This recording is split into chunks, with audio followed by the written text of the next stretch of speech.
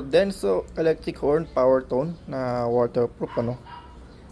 Ayan. So, waterproof talaga kasi ang napili niya talaga kasing naka-expose siya no.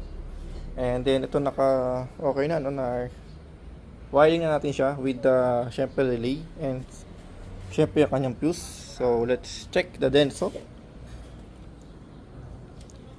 Ito pala yung kanyang ano, horn. Sorry, horn niya. 1, 2, 3 sound check.